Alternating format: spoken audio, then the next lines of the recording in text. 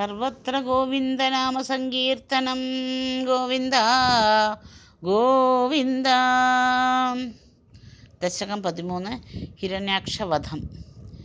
ഹിരണ്യാക്ഷം താവദ്വരദ ഭവദന്വേഷണപരം ചരന്തം സാംവർത്തേ പയസി നിജജംഘാ പരിമിതേ ഭവദ്ഭക്തോ ഗത്വാ കപടപടുതീർനാരദമുനിഃ ശനൈരൂജേ നന്ദൻ ധനുജമവിനിന്ദൻ സ്തവ ബലം समायावी विष्णुर्हरति भवतीयां वसुमतीं प्रभो कष्टं कष्टं किमिदमिति तेनाभिगदितः नदन् क्वासौ इति समुनिना दर्शितपदो भवन्तं सम्प्रापद् धरणिधरमुद्यन्तम् उतकात् अहो आरण्योऽयं मृग इति हसन्तं बहुधरैः दुरुक्तैर्विद्यन्तं दितिसुतम् अवज्ञाय भगवन् महीं दृष्ट्वा द्रंष्ट्रा शिरसि चकितां स्वेन महसा पयोदौ आदाय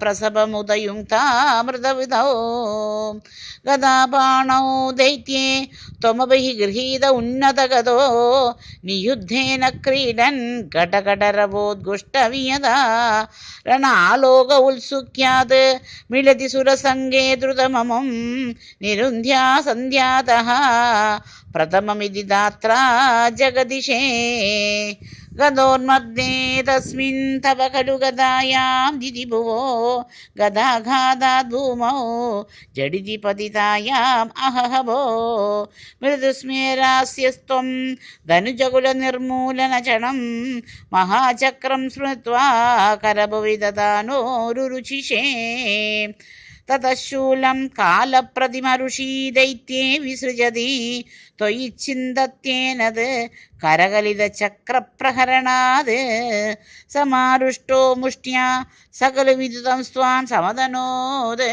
गणन्माये मायाः त्वयि किल जगन्मोहनकरी भवच्चक्रज्योतिष्कणलवनिपातेन विदुते तदो मायाचक्रे विदधगनरोषान्धमनसं गरिष्ठाभिर्मुष्टिप्रहृतिभिरभिघ्नन्दमसुरं कराङ्गुष्ठेन स्वेन श्रवणपदमूले निरवधि महाकोयः सोऽयं तव करणपादप्रमथितो गलद्रक्तो वक्त्राद् अबददर्शिभिः श्लाघितहतिः तदा तामुद्धाम प्रमदपरविद्योतिहृदयाः मुनीन्द्रा सान्द्राभिः सुधिभिरनुवन् अध्वरतनुम् त्वजिच्छन्दो रोमस्वपि कुशगणचक्षुषि घृतं चतुर्होदारोङ्ग्रो सृगविवदने चोदरैरा ग्रहाजिह्वायां ते परपुरुषा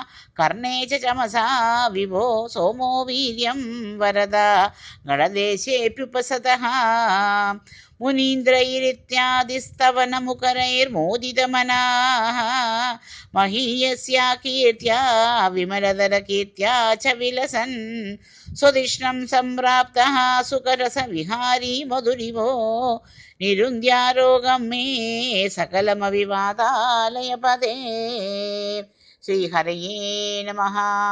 गोपिका जीवनस्मरणं गोविन्द गोविन्द. श्री पोन्नुगुरुवायूरप्पने शरणं. आनन्दचिन्मयने शरणं. श्री चोत्तानिक्कर भगवती अम्मये शरणं. नारायण अखिल गुरो भगवन् नमस्ते. सर्वत्र गोविन्दनाम संकीर्तनं. गोविन्द गोविन्द.